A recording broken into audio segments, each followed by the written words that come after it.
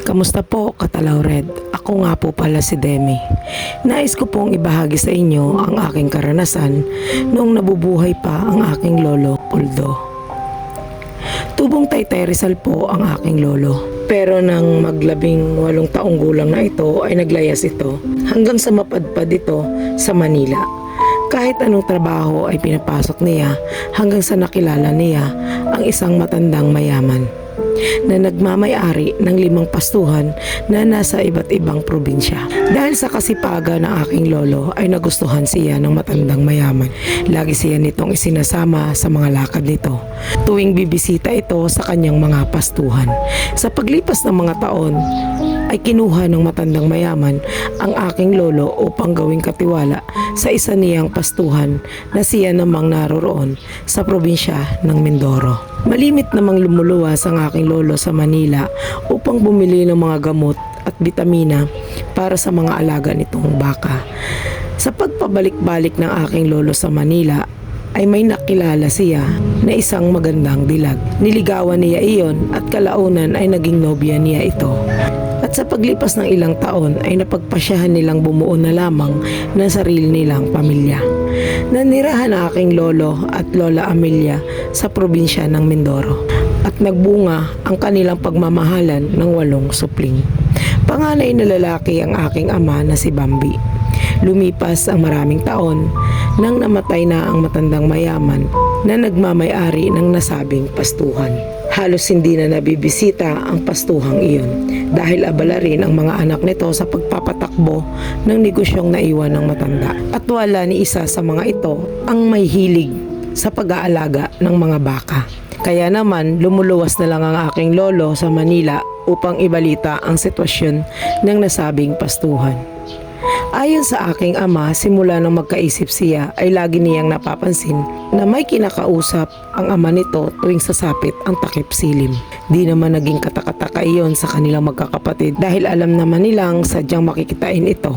Minsan pang araw ay may mga oras na nagsasalita ito na para bang may kinakausap pero di naman nila nakikita kung sino ang kausap nito. Ang tanging palatandaan na lamang nila na talagang may ibang nilalang nakausap ito ay may bigla silang maaamoy na sobrang panghi na di naman nila alam kung saan ito nagmumula at mawawala na lamang ang amoy na iyon kapag tapos nang magsalita ang aking lolo. Nang tanungin naman ng aking ama kung sino ang kinakausap nito, ang laging sagot nito ay kanyang kaibigan na mamasyal lamang daw ito sa kanya. Nang muling magtanong ang aking ama na bakit di nagpapakita sa kanilang magkakapatid at bakit sa lolo Poldo lamang ito nagpapakita, ang sagot lamang ng aking lolo ay hindi siya pangkaraniwan. Hindi siya kagaya nating mga tao. Isa siyang uri ng engkanto. Mahahaba ang balahibo nito sa buong katawan at pag umupo ito ay mas mataas pa ang tuhod nito sa kanyang ulo at ang amoy nito ay sobrang panghi. Kinausap ko ito na kung pwede ay wag na wag magpapakita sa inyong mga anak ko at sa iyong ina dahil alam kong matatakot kayo. Pagkarinig ng aking ama sa mga nasaambit ng aking lolo Poldo ay hindi na ito muling nagtanong pa. Lumipas ang ilang taon ay nagkaroon na ng kanya-kanyang pamilya ang mga anak ng lolo Poldo at ang tanging nakasama na lamang nito ay ang aking lola Amelia. At ang aking ama naman ay bumukod na ng tahanan dahil napangasawa nito ang aking inang si Clara. At nagbunga iyon ng 2 supling, ang Kuya Von at ako po si Demi. Di po kalayuan ang aming tahanan sa bahay ng aking lolo Poldo.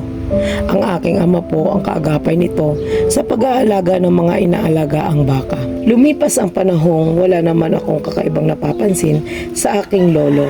Malimit pa po akong natutulog sa mga ito, lalo na kung pupunta ang aking mga magulang sa kabayanan at magpapalipas ito ng gabi sa bahay ng aking mga tiyahin. Hanggang isang araw, nagbakasyon ang pinsan kong si Kuya Jan, anak na panganay na babae ng lolo Poldo at lola Amelia.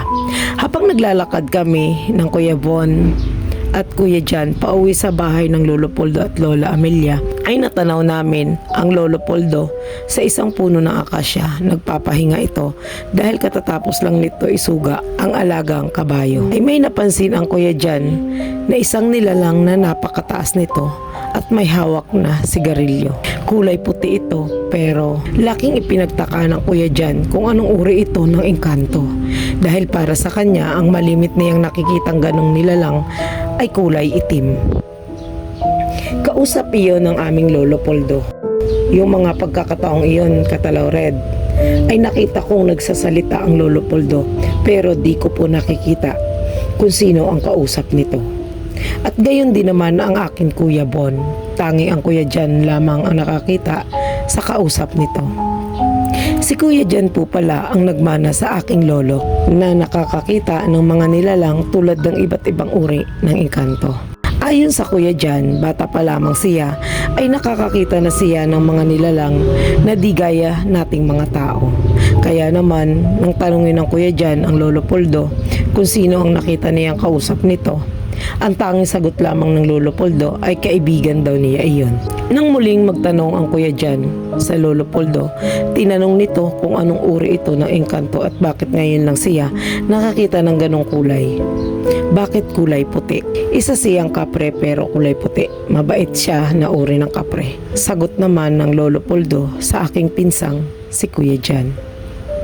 Sa ilang araw na pamamalagi ng Kuya Jan sa tahanan ng aming lolo, ay nakita rin niya ang isang kaibigan nitong engkanto. Magtatakip silim noon nung may maamoy siyang sobrang panghi.